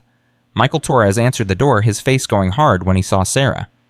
I told you on the phone. I know, but I needed to say this in person. I'm sorry. I made decisions that destroyed your life, and I did it without thinking about you as a person, just as a number on a budget sheet. And I can't take that back. But I can offer you your job back. 20% raise, full benefits restored, moving expenses covered if you want to come back to Millbrook. Michael stared at her. You're serious? Completely, and if you don't want to come back, I understand. But I had to offer. I had to try to make this right. Why now? Because my car broke down and a mechanic taught me that money isn't everything, and his 5-year-old daughter thinks I'm a princess who can save the town, and I don't want to disappoint her. Michael looked at Jake. You're Jake Morrison. I remember you. You fixed my truck once, didn't charge me because I was broke. I remember. How's the truck running? Died 2 years ago. Couldn't afford to fix it. Bring it to my shop. I'll get it running again. No charge. Michael's eyes filled with tears. I lost everything. My house, my credit. My wife almost left me. You're telling me I can have my job back? Yes, Sarah said. And I'm telling you, I'm sorry. It doesn't fix what happened, but it's a start. I need to talk to my wife. Of course, here's my number. Call me when you decide. They visited 4 more families that day. 2 slammed doors in Sarah's face. 1 listened but said no. 1 said maybe. By the time they drove back to Millbrook, Sarah was emotionally wrung out. This is going to take forever. Yes, but it's the right thing to do. What if not enough people come back? What if I can't fill all the positions? Then you hire new people, train them, build a new team, but you give the old ones the chance first. Tuesday through Friday, Sarah worked the factory floor in the mornings and visited former employees in the afternoons. By Friday afternoon, she'd visited 23 families. 7 had agreed to come back. 3 were considering it. 13 had refused. Her hands were covered in blisters and bandages. Her body ached everywhere. She'd lost 5 pounds from the physical labor and stress. But she kept going. Friday at noon, she signed the papers officially transferring the plant to her ownership. Tom Reynolds shook her hand. You survived your first week. Most people wouldn't have. I'm not most people. No, you're not. Martha says you're slow but determined. That's high praise from her. I'll take it. That evening, Jake finished her car. He found her at the diner, having coffee with Diane. All fixed. Transmission's new. Should run perfectly. Thank you. What do I owe you? $1,800 for parts and labor. Sarah pulled out her phone, transferred $5,000. For the car and the help this week. That's too much. It's not enough. You've given me more than you know. Jake looked uncomfortable but didn't argue. So you're leaving then, now that the car's fixed? Sarah looked around the diner. At Diane wiping down counters. At the handful of customers eating dinner. At the view of Main Street through the window. At the factory in the distance. No, I'm staying. This is home now. The motel's not exactly home. I know. I need to find a place, something permanent. Diane spoke up. Henderson House is for sale. Martha and Bob are moving to Florida to be near their grandkids. Big place, 4 bedrooms. Needs work, but it's solid. How much? Last I heard, $200,000. It's been on the market for 8 months. Sarah's Chicago penthouse had sold for $8 million. $200,000 was nothing. Can you get me Martha's number? By Sunday, Sarah had bought the Henderson house for cash. It needed work, but it had good bones. A yard, a front porch, room for an office. Martha cried when she signed the papers. You're really staying. I really am. Then welcome home. Monday morning started Sarah's second week. She worked third shift this time, learning different processes. Midnight to 8 a.m. Her body screamed in protest, but she pushed through. Wednesday afternoon, she got a call. Michael Torres. I talked to my wife. We're coming back, if the offer still stands. It absolutely does. When can you start? 2 weeks. We need to pack, say goodbye to people here. Take 3 weeks. Get here when you're ready. Your job will be waiting. By the end of her second week, 12 families had agreed to return. It wasn't enough to fill all the positions, but it was a start. Sarah interviewed new candidates hired carefully, made sure everyone understood what they were signing up for. Jake's daughter Emma visited the factory one Saturday with her father. She wore her princess dress and her hard hat and declared that Sarah's factory was the most beautiful castle ever. It's not a castle, sweetheart. Yes, it is. It's where you save people that makes it a castle. Sarah knelt down. You really think I'm saving people? Daddy says you are. He says you're learning to be a hero. Heroes live in castles. Your daddy is pretty smart. The smartest in the whole world. That evening, Jake and Emma had dinner with Sarah at her new house. She ordered pizza because she still didn't have furniture or dishes or any of the normal things a house needed. They sat on the floor eating straight from the box while Emma told elaborate stories about her day at school. She talks a lot, Jake said apologetically. I love it. In my old life, everything was so quiet, so controlled. This is better. After Emma fell asleep on the couch, Jake carried her to his truck. She's getting attached to you. Is that a problem? Could be, if you leave. If this doesn't work out. I'm not leaving. This is working out. Slowly, painfully, but it's working. Richard Henderson's still spreading rumors, telling people you're going to fail. Let him. I'm too busy actually working to care what he says. Jake smiled. You've changed. In 3 weeks, you've completely changed. I'm trying to. Every day I'm trying to be better than I was yesterday. It shows. After he left, Sarah stood on her empty porch looking out at the town. Lights in windows, families having dinner, kids playing in yards, normal life, the kind of life she'd never had. Her phone rang. Rebecca. How's small town life treating you? It's hard, exhausting, the best thing I've ever done. The Tribune article came out. It's trending. People are calling you either brave or crazy. Probably both? Henderson's furious. He's trying to poach your new hires, offering them more money to come work for Wellington Industries in Chicago. Sarah felt anger flash. Then something else. Confidence. Let him try. These people aren't just looking for jobs. They're looking for community, for leadership that sees them as human beings. Henderson can't offer that. You sound different. I am different. And Rebecca, I'm happy. For the first time in 20 years, I'm actually happy. Then I'm happy for you, even if you are completely insane. Sarah hung up and went inside her empty house. She had a sleeping bag, a lamp, and Emma's drawing that she'd brought from the motel. She taped it to the bedroom wall. A stick-figure princess whose smile was definitely happier now. Sarah fell asleep on the floor of her new home, exhausted and sore and covered in factory grime, feeling more at peace than she'd ever felt in her luxury penthouse with its 1,000 thread-count sheets and its emptiness. The next morning, Tom Reynolds called at 6 a.m. We've got a problem. Machine 3 is down. We're losing production time. What needs to happen? I need authorization to bring in an outside repair team. Cost about $15,000. In her old life, Sarah would have demanded 3 quotes and a cost-benefit analysis. Now she just said, do it. Keep the line moving, whatever it costs. You sure? I'm sure. These people are counting on us. We don't let them down. Yes, ma'am. By her 3rd week, Sarah had a routine. Factory floor in the mornings, management meetings at lunch, visits to former employees in the afternoons, Late nights going over budgets and supply contracts and learning everything she should have known years ago. She was exhausted, overwhelmed, and happier than she'd ever been. Martha pulled her aside Thursday afternoon.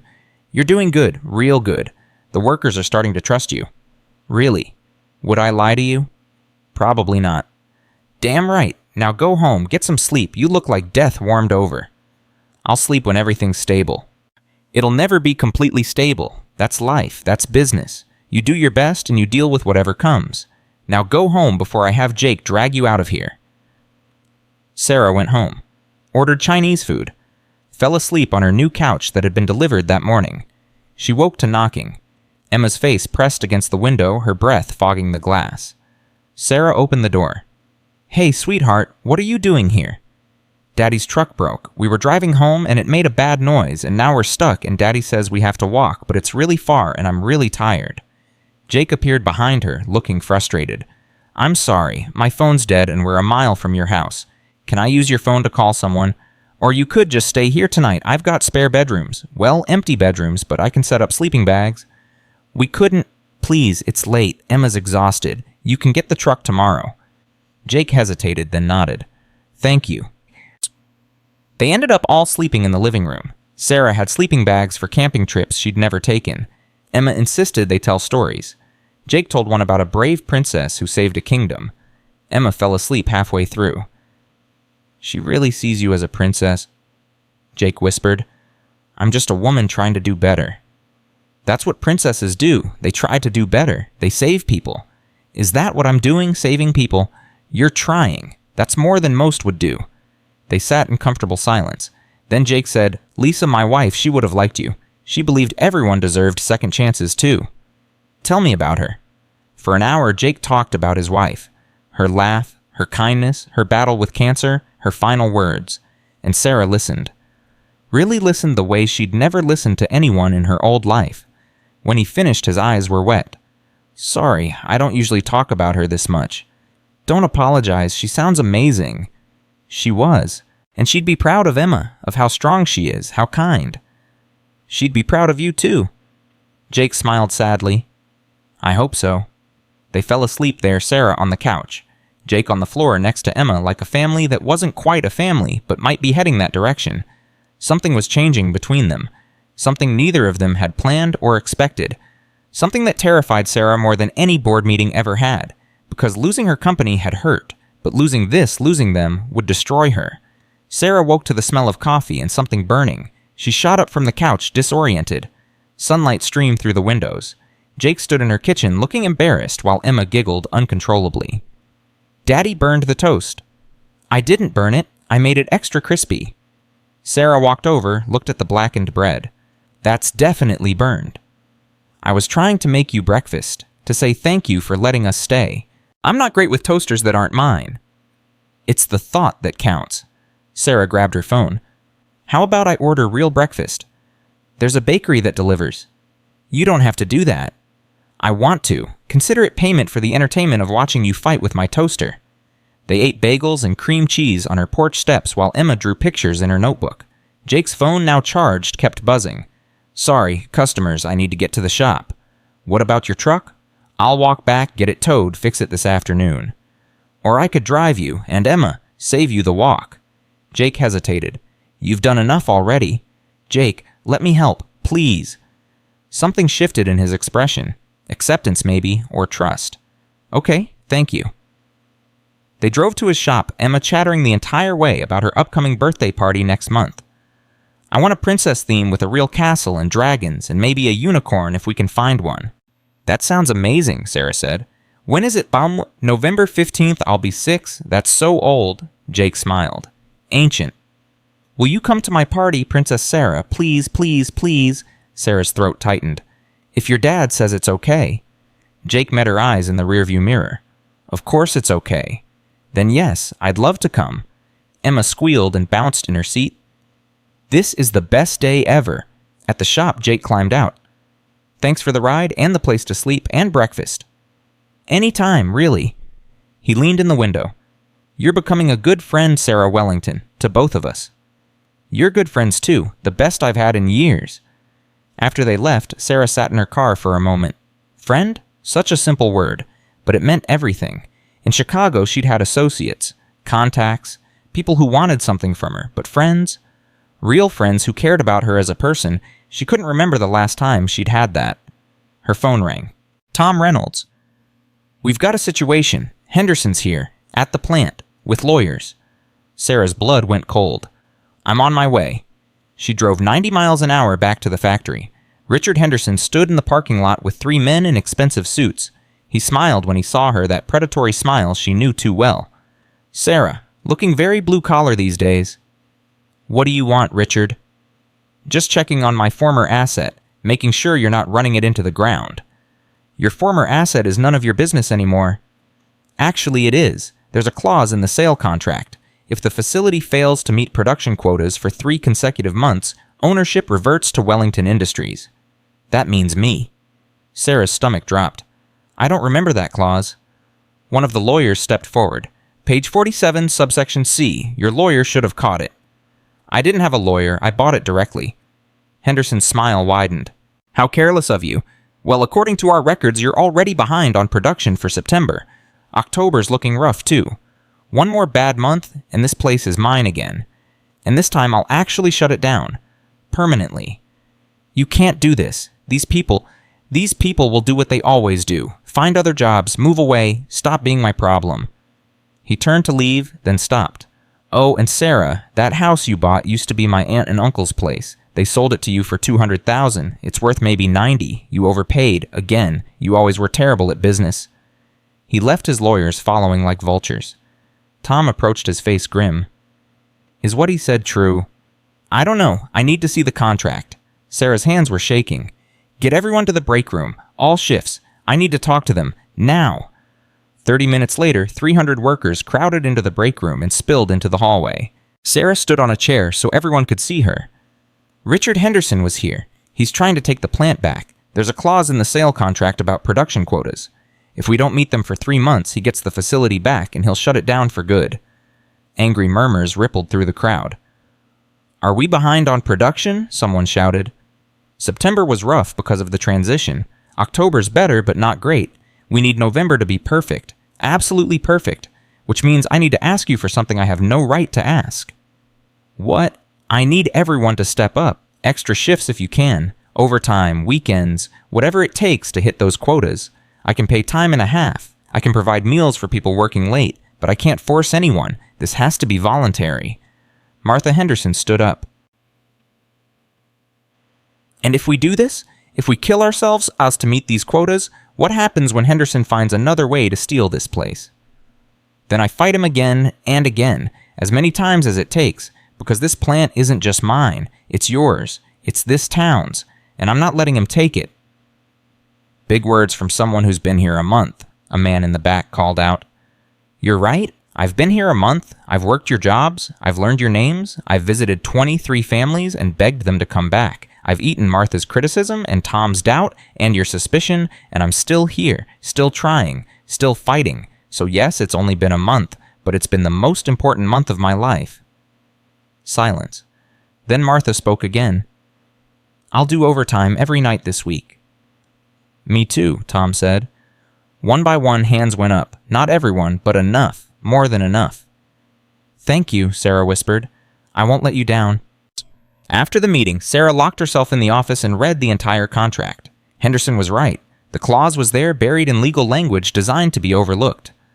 She'd been so desperate to buy the plant, so focused on saving the jobs, that she hadn't read carefully enough. Amateur mistake. Fatal mistake. Her phone rang. Gerald McCormick. I heard Henderson paid you a visit. News travels fast. Small industry. Smaller when people are rooting for you to fail. That production quota clause is vicious. Can I fight it? Not legally. You signed the contract. But Sarah, I've been making calls. Your suppliers, the ones Henderson tried to turn against you, they want to help. They remember your grandfather. They like what you're trying to do. If you need rush orders, expedited shipping, better prices, I can make it happen. Why are you doing this? Because Henderson's a snake and you're trying to be better than you were. That's worth supporting. Also, I really hate that man. Beating him would be deeply satisfying. Sarah laughed despite everything. Thank you, Gerald. Don't thank me, just win. That evening, Sarah went to Jake's shop. He was under a car as usual. She waited until he rolled out. Henderson came to the plant today. Jake's face hardened. What did that snake want? She explained the clause, the quotas, the threat. Jake listened, his jaw getting tighter with each word. So you need to hit production targets. For 3 months straight, starting now. Can you do it? I don't know, maybe, if everything goes perfectly, if nobody gets sick, if no machines break down, if the universe decides to cut me a break. Jake stood, wiped his hands. Then we make sure the universe cooperates.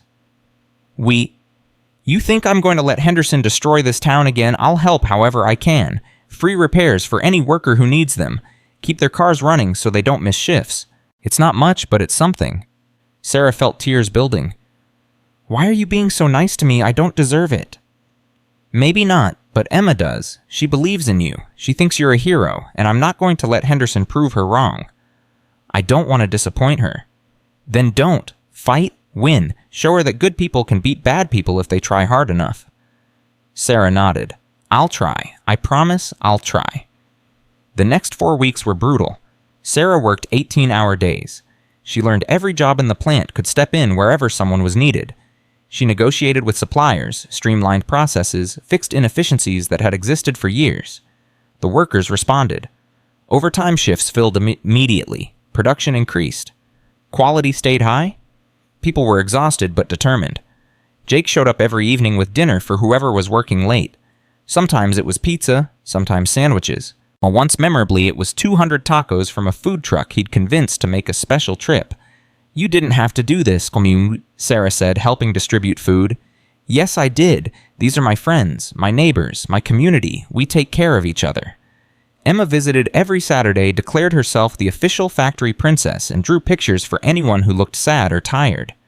Her artwork covered the breakroom walls, stick figures with crowns and tools, dragons that looked like forklifts, castles that looked suspiciously like the plant. This is my favorite place in the whole world, Emma told Sarah one Saturday, because everyone here is nice and they make important things, and you're here and Daddy says you're making everything better. I'm trying, sweetheart. Trying is the same as doing when you try really, really hard. That's what Daddy says. Mid-November, 3 days before Emma's birthday party, disaster struck.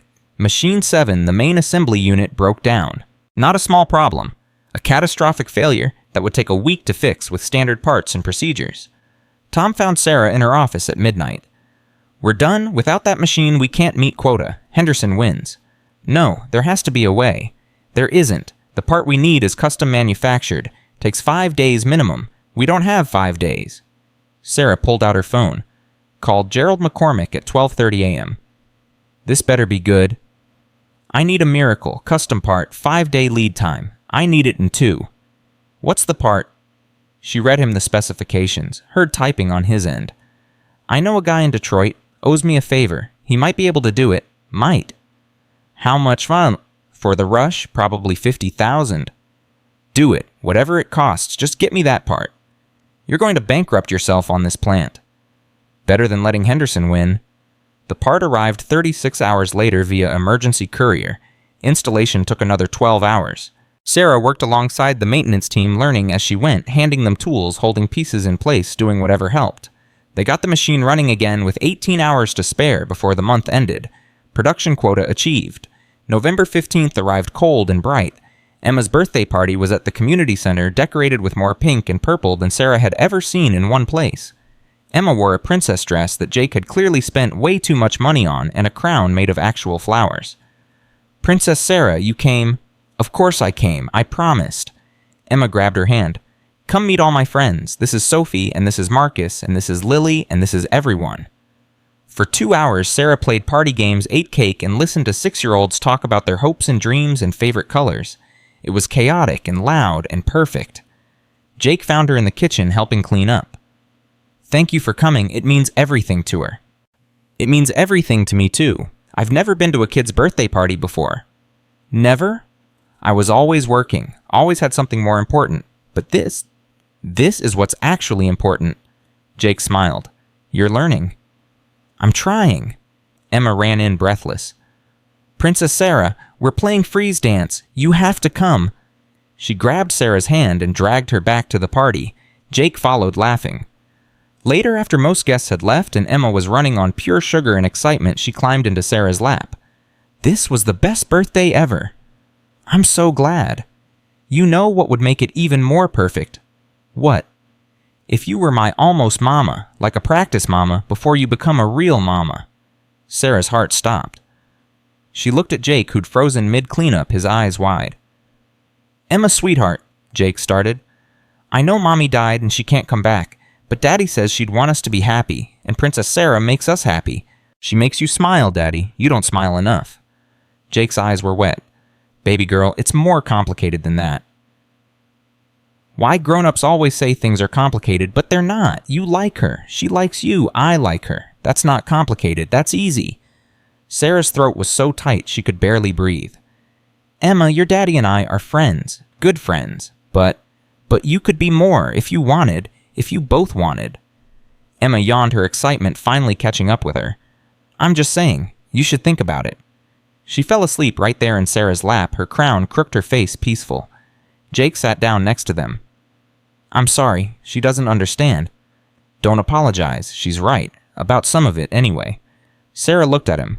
I do like you, both of you, more than I should probably admit. Sarah, let me finish. I've been here 6 weeks. 6 weeks, that's nothing. I'm still learning how to be a decent person, how to run a factory, how to be part of a community. I can't add dating to that list. I can't risk screwing this up. What if you don't screw it up? What if I do? What if I fail and lose the plant and have to leave? Emma would be devastated. You'd be hurt. I can't risk that. Jake was quiet for a long moment. You're right. It's too soon. Too complicated. But Sarah, when you're ready, if you're ever ready, I'll be here. We'll be here. That's a big promise. I know, but I mean it. They sat there, Emma sleeping between them, the silence comfortable despite everything unsaid. The next morning, Sarah got a call from Henderson's lawyer. November quota achieved, barely, but you're not out of the woods yet. December's coming, and we'll be watching. Let him watch. We'll hit every quota, every month, for as long as it takes. But December was harder. Holidays meant people taking time off, families traveling, the plant running on skeleton crews. Sarah worked triple shifts, filled in wherever needed, pushed herself to the breaking point. Christmas week, she collapsed. Just straight up passed out on the factory floor from exhaustion. She woke up in the hospital with Jake sitting next to her bed, his face pale with worry. You've been unconscious for 6 hours. Doctors say you're severely dehydrated and exhausted. When's the last time you slept more than 3 hours? I don't know. Week ago, maybe? You can't keep doing this. You're killing yourself. I have to keep the plant running. Not at the cost of your health. Not at the cost of your life. What choice do I have if I don't hit quotas? Henderson wins and everyone loses their jobs. Jake stood up, his hands shaking. And if you die from exhaustion, they lose their jobs anyway. You think the plant keeps running without you right now. You think someone else can step in and do what you're doing. Tom can. Tom's 63 years old and already working 70-hour weeks. Martha's 66. You've built this entire operation around yourself, and if you collapse, the whole thing falls apart. Then what do I do? Tell me what to do, because I don't know anymore. Jake sat back down, his voice softer. You delegate, you train people, you build a team that can function when you're not there. You stop trying to be everything to everyone and let other people help. I don't know how to do that. Then learn, fast, because Emma needs you alive. This town needs you alive. And He stopped, started again. I need you alive too. Sarah's heart hammered. Jake, I know what you said at Emma's party, about it being too soon, about not wanting to risk screwing things up. But Sarah, I'm falling for you, have been for weeks, and watching you kill yourself is destroying me. I can't think about this right now. I can't think about us when everything's falling apart. Then fix it. Fix the things you can control. Build your team. Save yourself. And then maybe when things are stable, we can talk about this. About us. The doctor entered before Sarah could respond. Miss Wellington, you're severely run down. I'm keeping you overnight for observation and fluids, and I'm prescribing rest, real rest, not 3 hours and back to work. I can't rest. I have quotas to meet. Then you'll meet them from a hospital bed after you have a heart attack. Your choice. It wasn't really a choice. Sarah stayed overnight. Jake stayed with her despite her protests. He called Tom, who called Martha, who organized the workers to cover Sarah's shifts. The plant didn't fall apart. It kept running. People stepped up, worked together, proved they could function without her micromanaging every detail. Sarah had spent 6 weeks trying to be everything, and in trying to save everyone, she'd almost destroyed herself. The doctor released her the next morning with strict orders. Rest, eat properly, sleep 8 hours minimum. Delegate. Jake drove her home, helped her inside, made her soup and tea, and forced her to eat. "I feel useless," she said. "You're not useless. You're recovering. There's a difference. The plant is running fine. Tom called twice with updates. Everything's on schedule. December quota looks achievable. The world didn't end because you took a day off." Sarah felt tears building. "I don't know how to not be in control. I don't know how to trust other people." "You're learning. It's hard, but you're learning." Jake stayed that night, sleeping on her couch, checking on her every few hours. Emma came by after school, brought more drawings, told stories about her day. They ordered pizza and watched Christmas movies, and for a few hours, Sarah forgot about quotas and Henderson and everything else. She just existed. Just enjoyed being with people who cared about her. Not for what she could do for them, but for who she was. It felt like coming home. By New Year's Eve, December quota was achieved. 3 months straight. The plant was safe from Henderson's claws. Sarah had built a management team, delegated responsibilities, learned to trust other people. The town threw a party at the community center. Everyone came. Workers, families, kids running around like wild things. Jake found Sarah on the front steps looking at the stars. "Hiding from your own party." "Just needed air. It's overwhelming. All these people happy because of something I did. Something we did. This isn't just you anymore. It's all of us." She turned to him. "Thank you for everything. For believing in me when I didn't deserve it. For being patient. For being you." Sarah. "I'm ready to talk about us, about what this could be. I'm terrified, and I'll probably screw it up somehow, but I'm ready to try." Jake smiled, that real, genuine smile that made his whole face light up. Yeah. He kissed her, then soft and gentle and full of promise. Inside, someone started counting down to midnight. 10, 9, 8. Emma burst through the doors. "Daddy, Princess Sarah, it's almost the new year. You have to come make wishes." They went inside, hand in hand. At midnight, the room erupted in cheers. Emma grabbed both their hands, making them hold hands in a circle with her. "I wish that Princess Sarah stays forever and ever, and that Daddy keeps being the best daddy, and that we're always happy together." Jake looked at Sarah over Emma's head. "Think her wish will come true?" Sarah squeezed his hand. "I'm going to do everything I can to make sure it does. Because this right here was what mattered. Not board meetings or profit margins or corporate empires. This.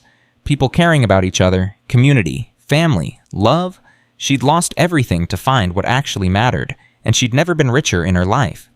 January brought snow and something Sarah had never expected. Peace.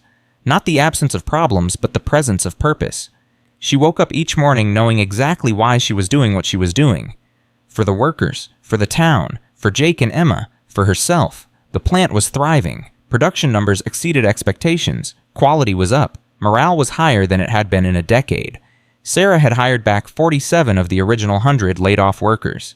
The others had found new lives elsewhere, but knowing they'd been offered the chance mattered. She and Jake were taking things slow. Dinner once a week, coffee on Sunday mornings, nothing rushed, nothing forced. Emma was thrilled, constantly asking when Sarah was going to move in and be her real mama, not just her almost mama. "Patience, baby girl," Jake would say. "Good things take time." "But I've been patient forever. It's been a whole month." Sarah laughed every time. A month to a 6-year-old was an eternity. To her, it felt like seconds, like her entire life had happened in the span between that stormy night when her car broke down, and now. February 14th, Valentine's Day. Jake showed up at her office with flowers. Not expensive roses from a florist. Wildflowers he'd picked himself arranged in a mason jar. "They're perfect," Sarah said, taking them. Emma helped. She insisted on the pink ones. "Tell her thank you." Jake shifted his weight, nervous. "So there's this thing. Town's having a Valentine's dance at the community center. Super cheesy, terrible music, terrible punch, but Emma really wants us to go, together, as a you-know couple." Sarah smiled. "Are you asking me to be your Valentine, Jake Morrison?" "Yeah, I guess I am." "Then yes, absolutely yes." The dance was exactly as advertised. Cheesy decorations, a DJ who was definitely someone's uncle playing music from the 80s, punch that tasted like sugar and food coloring, and it was wonderful. Emma wore a red dress and insisted on dancing with both of them at once, standing on their feet as they swayed to slow songs. Other couples smiled at them. Martha Henderson wiped tears and told Tom that love was alive and well in Millbrook. During a slow song, just Sarah and Jake, while Emma ate cookies with her friends, he held her close. "I need to tell you something." Sarah's heart jumped. "That sounds ominous." "It's not bad. At least I hope it's not. I love you, Sarah. I've been trying not to say it because it's fast and crazy and we've only been doing this for 6 weeks. But I can't not say it anymore. I love you." Sarah felt tears building. Good tears. Happy tears. "I love you too. God help me. I love you too." They kissed right there on the dance floor while the DJ played some power ballad and Emma squealed with her friends, and the whole town watched and smiled. March brought trouble. Richard Henderson filed a lawsuit claiming Sarah had committed fraud in the purchase of the plant. It was baseless, completely without merit, but it tied up resources and created stress. "He's just trying to make you miserable," Gerald McCormick said over the phone. "He can't win, but he can make winning expensive." "How expensive?" "Legal fees could be $500,000 before it's done." Sarah swallowed hard. "Then we fight." "I was hoping you'd say that." The lawsuit made headlines. Former CEO fights successor in battle over small-town factory. The story went national. Reporters descended on Millbrook. Sarah gave interviews standing on the factory floor, workers visible behind her. "This isn't about me and Richard Henderson. It's about 300 families who deserve stability. He's trying to destroy that out of spite. I won't let him." "Some say you're motivated by guilt," one reporter pressed, "that you're trying to absolve yourself of past decisions." "They're right. I am motivated by guilt. I made terrible decisions that hurt people. I can't undo that, but I can do better going forward. That's what I'm trying to do, be better." The interview went viral. People took sides. Some called her a hero. Others said she was manipulating public opinion. Sarah stopped reading comments and focused on work. April brought Emma's school play. She was playing a princess, obviously in a production of some story the first graders had written themselves about a princess who saved her kingdom by being kind instead of fighting. "Art imitating life," Jake whispered to Sarah as they watched from the audience. Emma was terrible, forgot half her lines, sang off key, waved too enthusiastically at them from the stage, and she was absolutely perfect. After the play, Emma ran to them. "Did you see me? Did I do good?" "You were amazing," Sarah said, kneeling down. "The best princess I've ever seen. Even better than you. Way better than me." Emma hugged her tight. "I love you, Princess Sarah." It was the first time Emma had said it. Sarah's throat closed completely. "I love you too, sweetheart. So much." That night, after they'd tucked Emma into bed at Jake's house after they'd sat on his porch drinking tea and talking about nothing important, Jake took Sarah's hand. "Move in with us." Sarah's heart stopped. "What?" "Move in. You're here every night anyway. Emma asks every morning if today's the day you're staying forever. Your house is huge and empty, and you're always here. So just stay. Move in. Be with us. Officially." "Jake, that's huge. Emma's routine, her stability. Emma's routine is you. You're already part of it. This just makes it official. And Sarah, I want you here. I want to wake up with you every morning. I want Emma to have you as a constant, not just a visitor. I want us to be a family.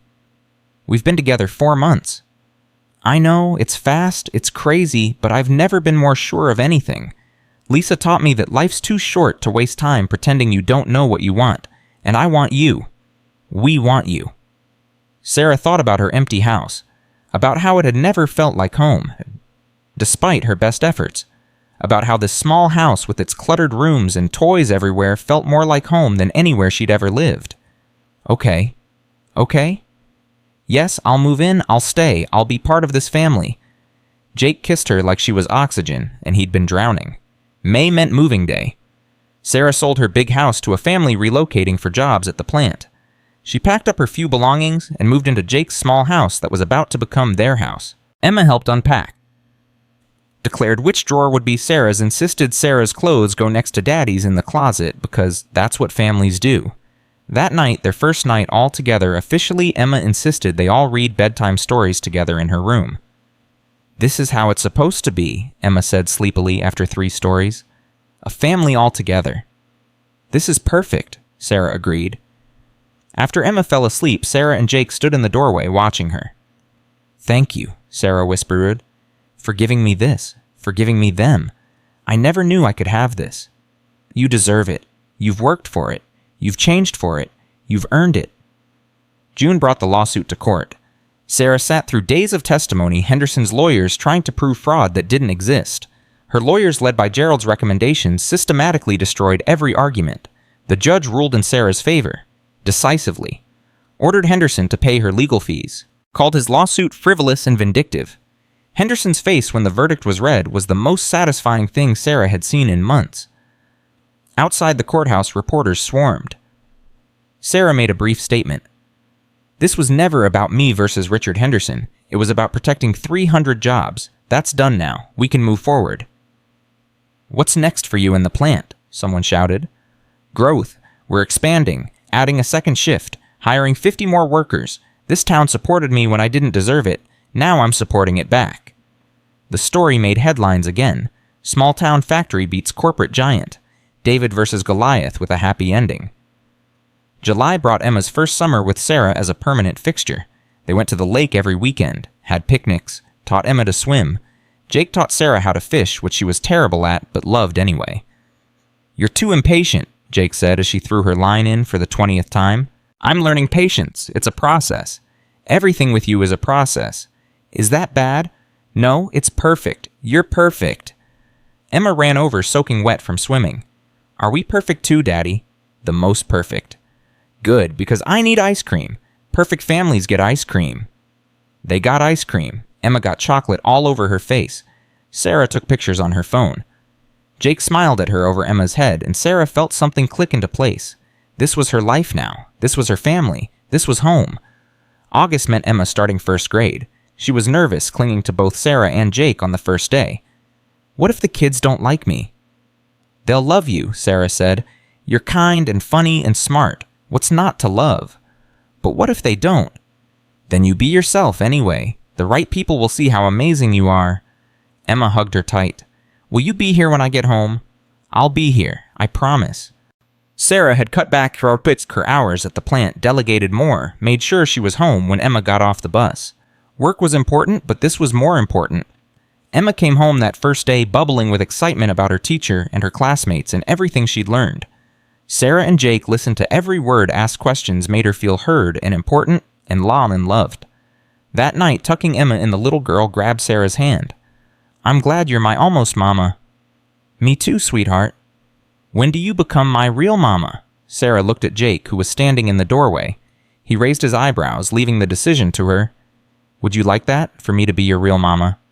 More than anything, then we'd be a real family forever and ever. We're already a real family, baby girl, but if you want to make it official, we can talk about that. Emma's eyes went wide. Really, really, really. Really, really. Emma squealed and hugged her so tight Sarah could barely breathe. This is the best day of my whole life. After Emma finally fell asleep from sheer excitement, Dekabe some excitement, Sarah and Jake sat on the porch. Did I just promise to adopt her? I think you did. Is that crazy? We've been together 7 months. Probably, but nothing about us has been normal. Why start now? Are you sure this is huge? This is forever. Jake took her hand. Sarah, I've been sure since that first night when you walked into my shop soaking wet and furious and offered me $10,000. I knew then you were going to change my life. I just didn't know how much. I was horrible that night. You were hurt and scared and lost, just like Emma was when her mom died, just like I was. We found each other. That's not coincidence. That's fate. I don't believe in fate.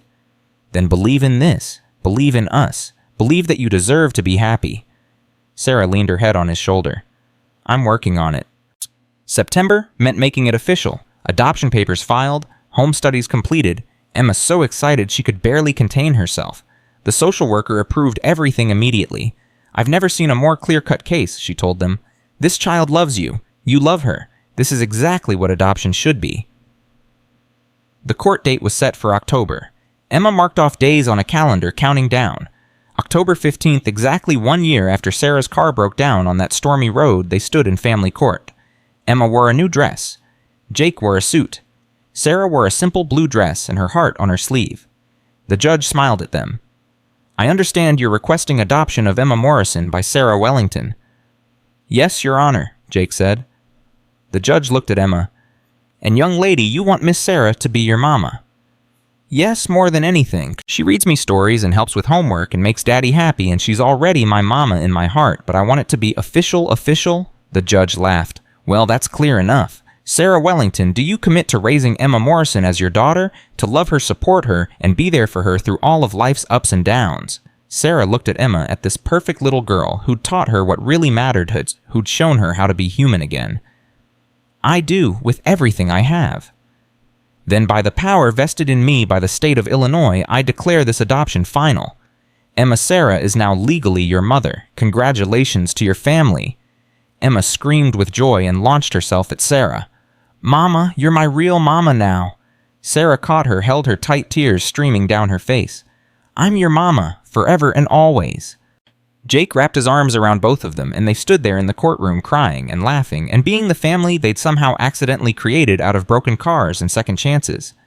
That evening, the town threw a party. Not small. Huge. Everyone came. The factory floor was decorated with streamers and balloons. A banner read, "Congratulations to the Morrison family."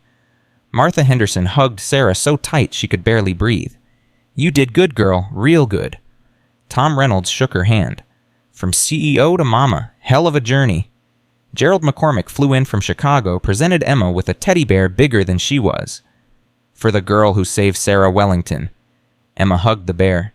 I didn't save her. She saved herself. Smart kid, Gerald said to Sarah. She gets that from you now. As the party wound down, Jake found Sarah watching Emma play with the other kids. Happy. Terrified. What if I screw this up? What if I'm a terrible mother? You won't be. You'll make mistakes, sure. All parents do, but you'll be there, you'll try, you'll love her. That's what matters. How did I get so lucky? Luck nothing. Your car broke down at exactly the right moment. The universe was fixing your life, and you didn't even know it. Sarah laughed. By breaking my transmission harsh method. Effective, though. He was right. If her car hadn't died that night, she'd still be in Chicago, still be the Ice Queen, still be miserable and alone and convinced that money was everything. Instead, she was here, a mother, a partner, a member of a community, running a factory that gave people purpose, living a life that had meaning beyond profit margins. November brought Thanksgiving, their first as an official family. They hosted dinner, invited everyone who didn't have anywhere else to go. The small house was packed with people and noise and laughter. Martha brought pie. Tom brought his terrible jokes. Workers brought their families. Jake's uncle came from 2 states away. Emma was in heaven running around with a dozen other kids calling Sarah Mama every chance she got. After dinner before dessert, Jake stood up and clinked his glass. I want to say something. A year ago, this town was dying. The factory was closing. People were leaving. Hope was gone.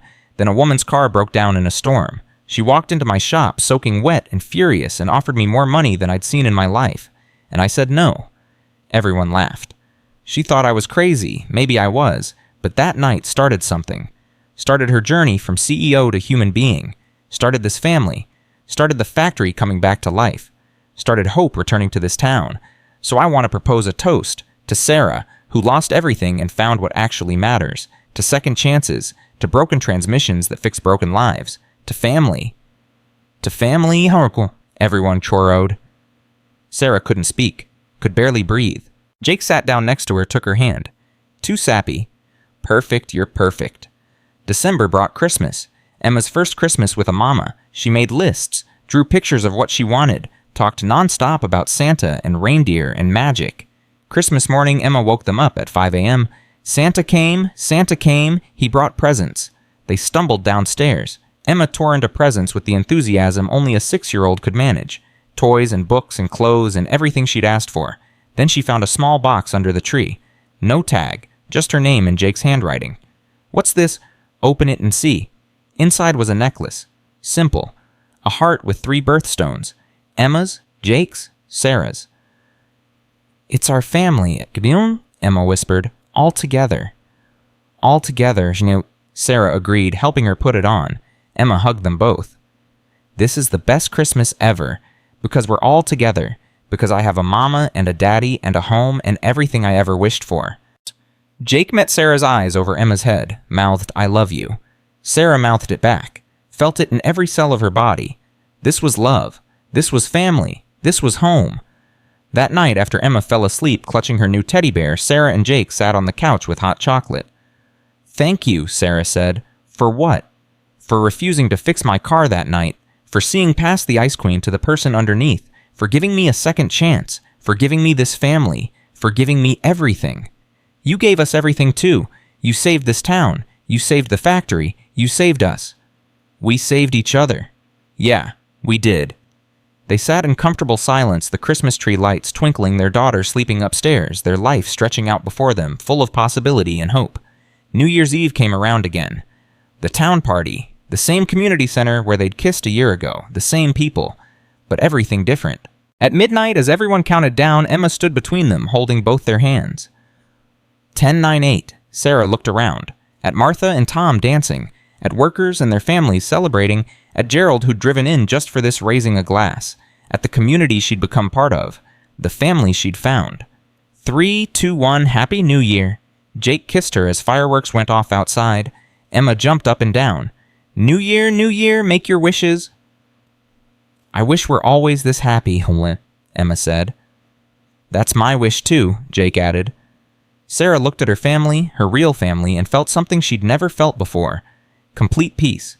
Absolute certainty. Perfect happiness. I wish I'd broken down on that road, she said. I wish I'd walked into your shop. I wish I'd been horrible enough that you said no, because that no led to all of this. And I wouldn't trade this for anything. Not for my old company. Not for all the money in the world. Nothing. Not even for a working transmission, Jake teased. Especially not for a working transmission. They laughed, the three of them together.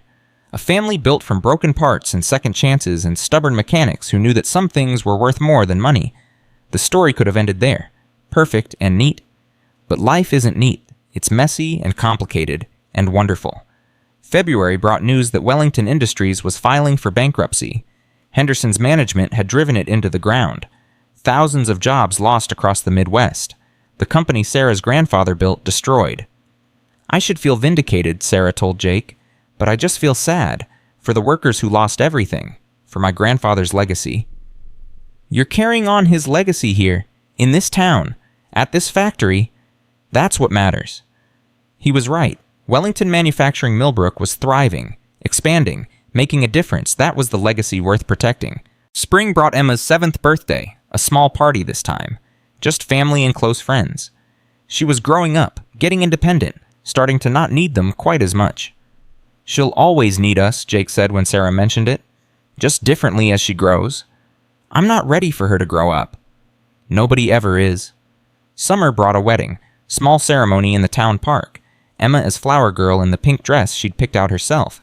Martha and Tom as witnesses, the whole town in attendance. Do you take this man to be your husband? The pastor asked.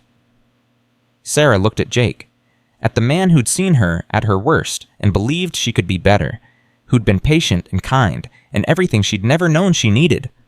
I do. And do you take this woman to be your wife? Jake's eyes were wet. I do, absolutely I do. Then by the power vested in me, I now pronounce you husband and wife. You may kiss your bride. They kissed while everyone cheered. Emma jumped up and down, screaming, They're married! My mama and daddy are married! Hafiz Anais. At the reception, as they danced their first dance as husband and wife, Jake whispered, Remember when you offered me $10,000 to fix your car? How could I forget you said no? Best decision I ever made. Best thing that ever happened to me. Even better than being a CEO. Especially better than being a CEO. That woman was miserable. This woman, this wife, this mother, this factory owner, this member of this community, she's happy. Finally, after 43 years, she's happy. Good, because I plan to keep you happy for the next 43 years and beyond. That's a big promise. I keep my promises. He did. They both did. They built a life together in that small town. Raised Emma, who grew up to be strong and kind and everything good in the world. Ran the factory together, making it a model for ethical manufacturing that other companies tried to copy. Became the heart of a community that thrived because they'd chosen to stay, to fight, to believe in second chances. Years later, when Emma graduated high school as valedictorian, she gave a speech about her family. About the night her mama's car broke down and changed all their lives. About how sometimes the worst moments lead to the best outcomes. About how being lost is just the first step to being found. Sarah and Jake sat in the audience holding hands, tears streaming down their faces, proud beyond words. After the ceremony, Emma hugged them both. Thank you for everything, for being the best parents, for showing me what love looks like, for building this life. Thank you, Sarah said, for teaching me what matters, for saving me when I didn't know I needed saving. We saved each other, Emma said. That's what families do. She was right. They'd saved each other. The broken CEO, the widowed mechanic, and the little girl who believed in princesses and second chances. 3 broken pieces that fit together perfectly to make something whole. And it all started with 5 words on a stormy October night. Your money means nothing here. The words that broke her. The words that saved her. The words that led her home.